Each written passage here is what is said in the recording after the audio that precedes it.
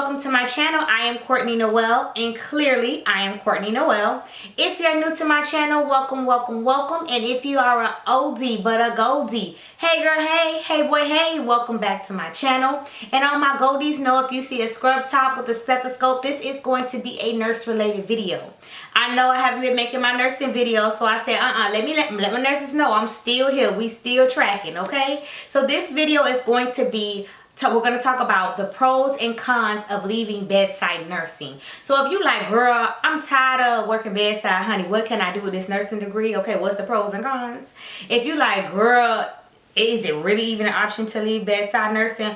Or if you just want to be plain old nosy, go ahead and stay tuned to this video. Please don't forget to like and subscribe and ring my bell. Ring my bell. My bell. Ring a ling a ling. Ring my bell so you can stay notified of my weekly videos. Okay, so maybe this is your first time watching one of my videos, so let me introduce myself. My name is Courtney Noel. I've been a registered nurse for this year, makes 13 years. My experience ranges from med-surg tele, emergency department, PACU recovery, and most recently case management with the emphasis in utilization review and also denials and appeals. So I made the transition from bedside nursing, clinical nursing, to case management, utilization review in 2017. I get asked a lot by different nurses, you know, all the time, especially my colleagues who I've been in the game with for a while. They ask me what's the pros and cons of leaving the bedside, because there is a trade-off, you know. You can't have it all, even though we want it. And so I came up with a list, not all inclusive, but just things I can think of off the top of my head that would be impactful for a nurse who is coming from the clinical, the bedside of nursing, and transitioning to something out of bedside. So mostly it's going to be talking about case management, utilization review, clinical documentation specialist, things of that sort that requires you to still be very much present at work, but and it requires a transition. All right, so let's go ahead and get into it. So for me, if you see me looking down, it's because I'm looking at my list. So just want to make sure that I am following the information that I have or that I wrote out for you all. So cons, you know me, you know when they say which one you want to do, bad news first or you want the good news first. So give me the bad news. What's the cons? The cons is that after making the transition, was the work schedule. For me, I liked having the 3 12-hour shifts, because that means I wasn't seeing them people only 3 days out of the week. You know what I'm saying? I could have my 4 days off to do what I needed to do, to mind my business, to travel. And depending on how you set your schedule up, baby, you could have had a whole vacation and not use any PTO. So for me, that was a con, and it was a little bit of I wouldn't say a struggle, but it was something to adjust to go from working 3 12-hour shifts or even 4 10-hour shifts to working 5 days a week. So this is not set in stone. Different places have different set schedules, but generally if you are doing case management, utilization review, denials, appeals, clinical documentation, you probably will be doing 8 hours or 10 hours. Most recently, the norm is 10 hours. I've been having a lot of my friends, and including myself, we work 10-hour shifts. So there's that. So that's a little bit more flexibility. Other cons would be that typically these positions are salaried. Okay, so if you are in a salary position, there is little room for overtime. And even if they do offer overtime, it's not like time and a half. It ain't that crazy. It's just like a set amount of money. You can make it within these amount of hours. And most places, no matter if you're working for a hospital or for an insurance company or for the state or whatever the case may be, that has to be approved to work the overtime. So if you're the type of nurse who likes to, especially around the holidays, you like to get your money up, or if you're going on a trip, you like to get your money up, your salary position may not give you room for that overtime. But always remember, this is nursing. You could pick up a PRN, especially if you have that 4 10-hour shift. Okay, another con would be that your clinical skills at some point, depending how long you do nursing away from the bedside, your clinical skills are going to get a little dusty. Let's just keep it 1,000. Don't get me wrong. I feel like nursing it's in you. Well, like once you've done it for so long, so you can do it. But if you're not keeping those skills up where you're doing a PRN job, if you're not like going to, you know, volunteering or doing something that is clinical related, it's just like you're gonna be dusty. But not dusty, well, you're gonna be rusty. Let me say that. I ain't gonna say you dusty, because we ain't no dusties over here, but you're gonna be a little rusty, you know, when it comes, if you should choose to get back in the swing of things. And that's fine. Child, baby, they need nurses everywhere. So if you need to hop back in the game and get your paper up, you could do so, trust me.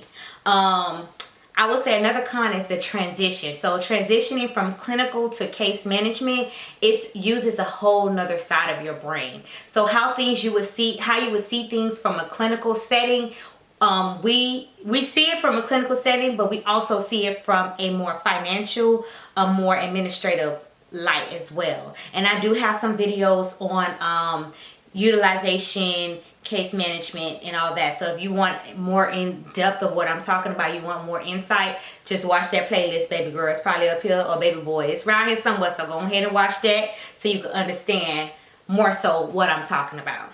All right, so that's enough of the cons, child. To be honest, it's not that many cons. If you're ready to make the transition and it fits your life, to me personally, the cons outweigh the pros. The pros outweigh the cons. But it's you, it's your life. You make that decision. When it comes to pros, for me, for some people, the pros are the schedule. So the schedule, it just depends on your life.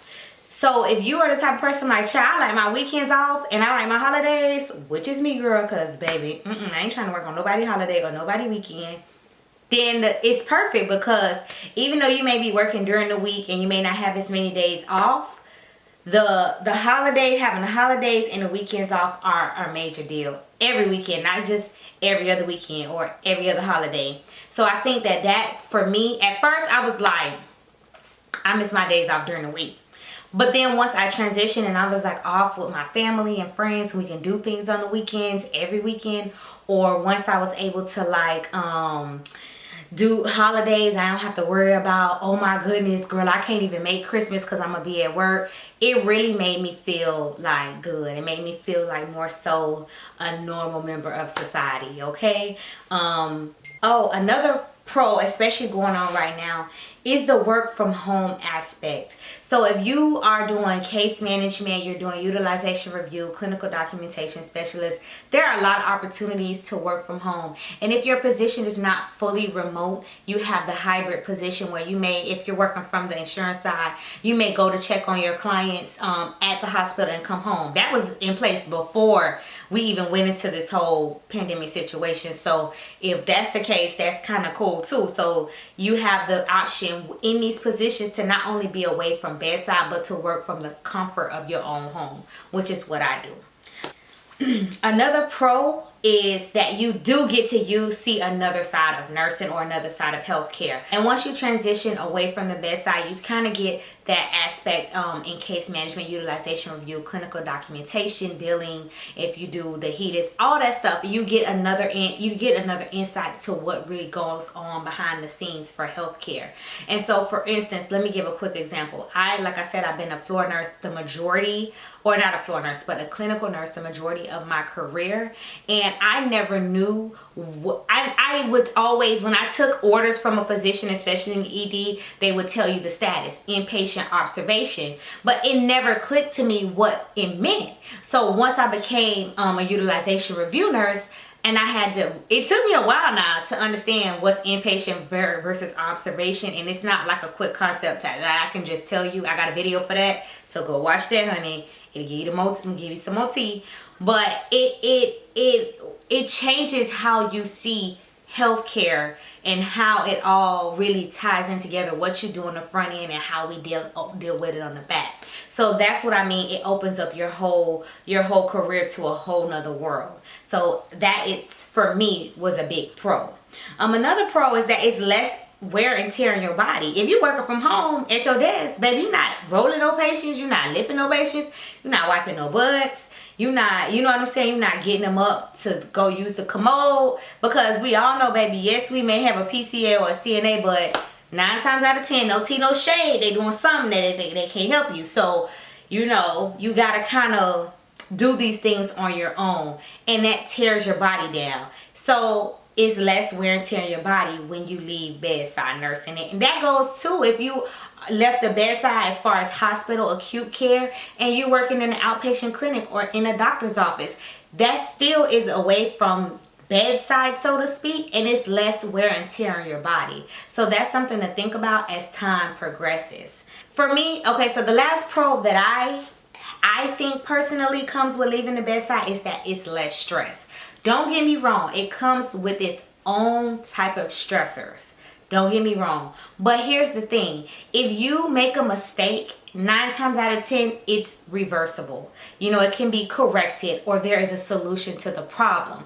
However, if you make a mistake in the clinical bedside, it could cost somebody their life. So I always tell people that I train in utilization review, or I tell, you know, my colleagues if we have to discuss something and maybe somebody or even if I make a mistake, because baby, I be making mistakes too. I ain't gonna act like I'm perfect because I'm not. I always keep the mantra that nobody dies. Like, girl, ain't nobody dead. Nobody died, honey. This can be worked out.